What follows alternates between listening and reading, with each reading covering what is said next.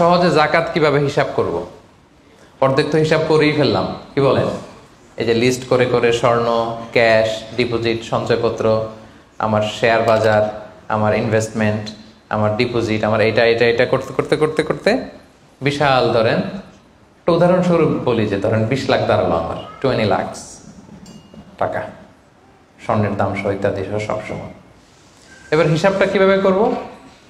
হিসাবটা খুব সহজ। আমার জাকাতে বলে আসলে আমি সব হিসাব দিয়ে পাইলাম কয় লাখ টাকা? 20 লাখ। এবার আমার যদি ঋণ থাকে, আমি ঋণটা এখান থেকে বাদ দিব। আমরা শুরুতে বলছিলাম এক ধরনের ঋণ আছে একবারে দিয়ে দিতে হবে, এরকম একবারে ঋণ দেওয়ার যদি আমার কিছু থাকে ওইটা আমি বাদ দিব। ধরেন আমার একবারে ঋণ দেওয়ার আছে 5 লাখ টাকা, যেটা আমাকে একবারই পরিশোধ করতে হবে অল্প কিছুদিনের মধ্যেই, তাহলে এটা আমি বাদ দিতে পারবো। তো 5 লাখ টাকা যদি 20 লাখ টাকা থেকে বাদ দিয়ে কত থাকে? 15 লাখ।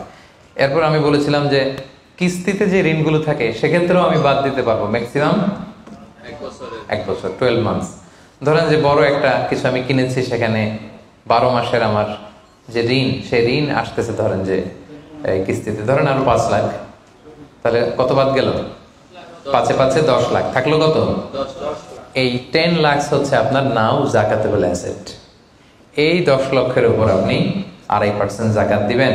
আর হিসাবটা যদি আপনি সূর্য বছর অনুযায়ী করেন তাহলে 2.58% দিবেন।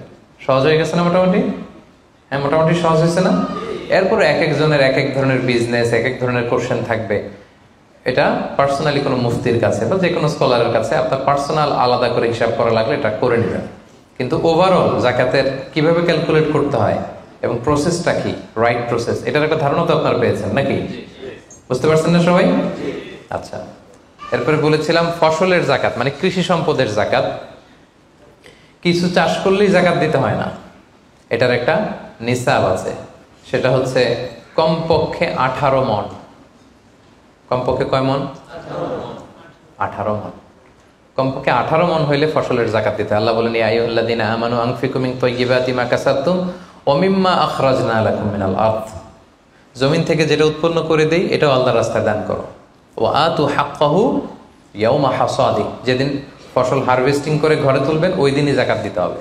মজার ব্যাপার হচ্ছে ফসলের ক্ষেত্রে বা কৃষিজ পণ্যের ক্ষেত্রে কিন্তু 1 বছর অপেক্ষা করা লাগে না। এর আগে টাকা পয়সা, স্বর্ণালঙ্কার এগুলো 1 বছর আছে কিনা দেখতে হয়।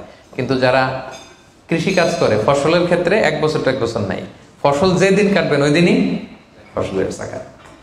তো ফসলের জাকাতের জন্য 1 বছর ওয়েট করা লাগে না। তো আপনি নিজে ধরেন ধান খাওয়ার জন্য আপনি ফসল করছেন 10 মণ, ওটার জাকাত দেওয়া লাগবে? বুঝে থাকলে উত্তর দেন। 10 মণ ধান আমি করেছি, কেন লাগবে না? 18 মণ হয় নাই। দেখেন শরীয়ত কত সুন্দর, কিছু আপনি করলেই জাকাত দিতে বলে নাই। এটা একটা স্ট্যান্ডার্ড আছে। লাইসা ফিমা দুনা খামসাতে আউসুকিন সাদাকা, 5 ওসাকের নিচে জাকাত হয় না। 1 ওসাকে কত এভাবে হিসাব করে বের করা হয়েছে 720 কেজি, 18 মণ। 18 মণের নিচে হইলে জাকাত দেওয়া লাগবে না। আর একটা ব্যাপার হচ্ছে যে কোনো ফসলে জাকাত হয় না যে ফসলগুলোকে গুদামজাত করা যায়। পচনশীল যদি হয় হবে না। যেমন আম রাখা যায়, কলা রাখা যায়, পেঁপে রাখা যায়, শাকসবজি রাখা যায়। রাখা যাবে হচ্ছে চাল, ডাল, গম, ভুট্টা, খেজুর, এগুলা। গুদামজাত যদি করা যায়, ওগুলো যদি 18 মণ হয় তাহলে আপনি জাকাত দেবেন। তো জামের চাষ যারা করে তারা কি মোটেও দিবে না জাকাতের কোনো কিছু থাকবে না? হ্যাঁ থাকবে। তাদের হচ্ছে উরুদুত যারা ব্যবসার হিসাবে ওই যে হিসাব করবে যেদিন, ওই দিন দেখবে যে আজকে আমার বিক্রি করার মতো কয় খাঁচি আম আছে, 40 খাঁচি আছে, দাম কত, ওই অন্যান্যর সাথে যুক্ত করে নেবে। কিন্তু ফসলের দিতে হইলে কমপক্ষে 18 মণ, এবং এটা গুদামজাত করা যায় এমন পণ্য হইতে হবে। কিভাবে দিব বলেন? 18 মণের বেশি করছেন, ধরেন 100 মণ হয়েছে আপনার ধানের, কিভাবে দিবেন? 2.5% দিবেন না। ফসলের জাকাতের হিসাব হচ্ছে ওশর আর নিসফে ওশর। আরবি বুঝতে যদি কষ্ট হয় সহজ করে বলি, 10% আর 5%। ফসলের জাকাত হচ্ছে ভাই 10% আর 5%। 10% আরবিতে বলে ওশর। কখন 10%? যখন এটা ইরিগেটেড ল্যান্ড হয়, আল্লাহর দেয়া বৃষ্টির পানিতে চাষ হয়ে যায়, আপনার আলাদা করে সেচ দেয়া লাগে না, আল্লাহর দেয়া বৃষ্টিতেই হয়ে যায়।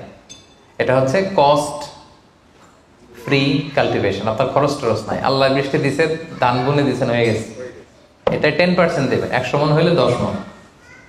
আরেকটা হচ্ছে আপনার সেচ দেয়া লাগে, এটা হচ্ছে কস্ট বেসড ইরিগেট কাল্টিভেশন, আপনার সেচ দেয়া লাগে। কীটনাশক দেওয়া লাগে, রাসায়নিক সার দেওয়া লাগে, নিড়ানি দেওয়া লাগে, এই করা লাগে সেই করা লাগে, আপনার খরচ বেশি। ওইখানে 10% না, ওখানে দিবেন কত পার্সেন্ট? 5%। 100 মন ধানে কয় মন? দেখছেন, তার মানে the more you cost the less you pay, the less you cost the more you pay.